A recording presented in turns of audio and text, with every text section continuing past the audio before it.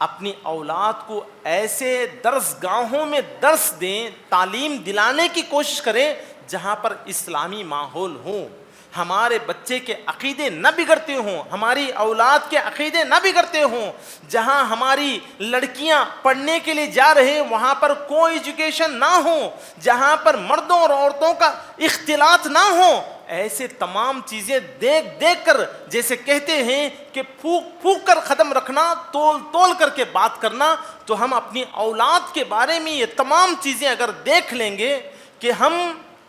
جس ادارے میں چھوڑ رہے ہیں، جس کالج میں چھوڑ رہے ہیں، اس کے متعلق معلوم کر لیں کہ کیا ہے اس کے اندر پل کر بڑے ہونے والوں کا عقیدہ کیا ہوتا ہے، یہاں پل کر بڑے ہونے والے، یہاں پر وقت گزارنے والوں کے اخلاق بنتے ہیں یا بگڑتے ہیں، یہ چیزیں دیکھ کر جو ہے اپنی اولاد کو، چاہے وہ کالج میں ہو چاہے اسکول میں ہو، جہاں کہیں بھی ہم جو ہے انہیں داخلہ دلاتے ہیں سوچ سمجھ کر دلائیں۔ حتی المقدور میں تو آپ سے یہ کہتا ہوں کہ اپنی اولاد کو اسلامی تعلیمات دیں۔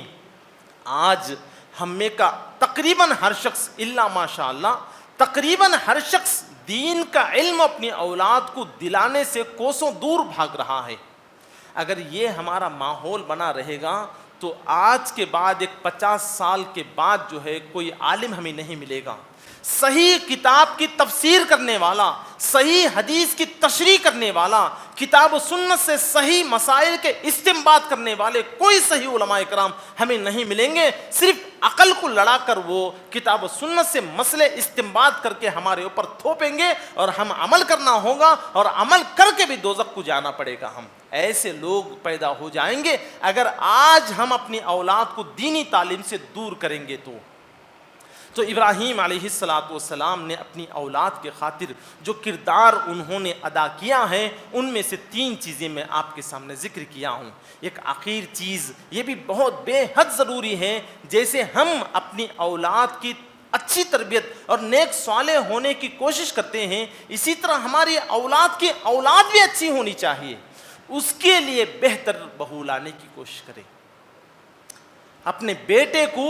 ایک دیندار لڑکی کو پسند کریں، یہ پسند نہ کریں کہ میرا بیٹا ڈاکٹر ہے تو ڈاکٹر ہی لڑکی ہونی چاہیے، وہ تہیہ باندھ کر بیٹھے ہیں جتنے بھی رشتے آئے سب کو ٹھکرائیں۔ نہیں، بیٹا ڈاکٹر ہے چاہیے کہ لڑکی بھی ڈاکٹر ہو، بیٹا ٹیچر ہے چاہیے کہ جو ہے بچی بھی ٹیچر ہو، بیٹا جو ہے انجینئر ہے چاہیے کہ میری بہو بھی جو ہے انجینئر ہو۔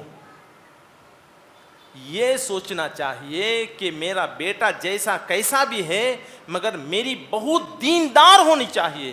شکر گزار ہونی چاہیے، صبر کرنے والی ہونی چاہیے، میرے پوتوں کو اسلامی تربیت دینے والی ہونی چاہیے۔ یہ اگر ہمارے اندر سوچ بچار اگر آ جائیں گے تو پھر یقیناً ہماری اولاد نیک صالح ہوگی، ہماری اولاد کے بعد جو نسلیں اس دنیا میں پروان چڑھیں گے وہ بھی جو ہے نیک صالح بنیں گے۔ یہ چیزیں اگر ہمارے اندر نہیں ہیں، بس پیسہ کمانا، فلاں بیٹے سے میرا بیٹا زیادہ کمانے والا ہونا، فلاں کا بیٹا اگر حیدرآباد میں جاب کرتا ہے تو میرا بیٹا دلی میں جاب کرنا، اگر کوئی دہلی میں جاب کر رہا ہے تو چاہیے کہ وہ سعودی میں جاب کرے، اور اگر کوئی سعودی میں جاب کرتا ہے تو چاہیے کہ وہ لندن میں جاب کرے۔ ایسے دنیا کے خواہشات اگر ہمارے اندر ہیں تو تئیس عبد الدینار و عبد الدرہم و عبد القمیص،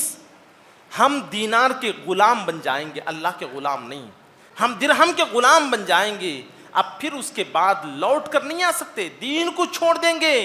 اور دنیا کے بندے بن کر رہیں گے۔ اسی کو اللہ تبارک و تعالیٰ کہتا ہے الہاکم التکاثر حتی زرتم المقابر۔ دنیا نے ان کو ہلاک کر دیا،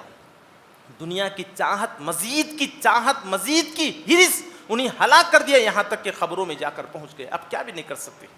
اس سے پہلے ہم سمجھیں، سدھریں، اپنے آپ کو سدھاریں، پھر اس کے بعد ابراہیم علیہ السلام کی زندگی کو سامنے رکھ کر اپنی اولاد کی تربیت کریں، تو تب جا کر جو ہے ایسی اولاد بنے گی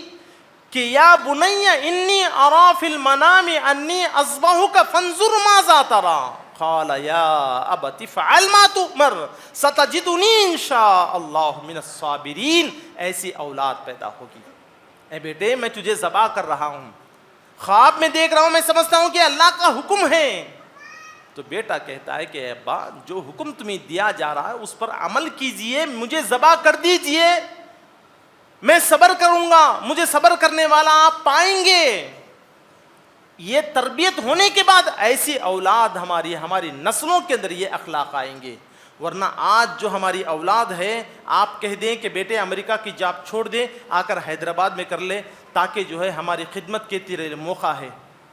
کہے گا کہ ابا دیوانے ہو گئی, اتنی اچھی جاب, ڈالر میں سیلری لے رہا ہوں, چھوڑ کر روپیے میں سیلری لوں میں, کیا باتیں کر رہے ہیں. والد سے بات کرنا چھوڑ دیں گے. کیوں؟ کیونکہ تربیت ہماری صحیح نہیں ہے.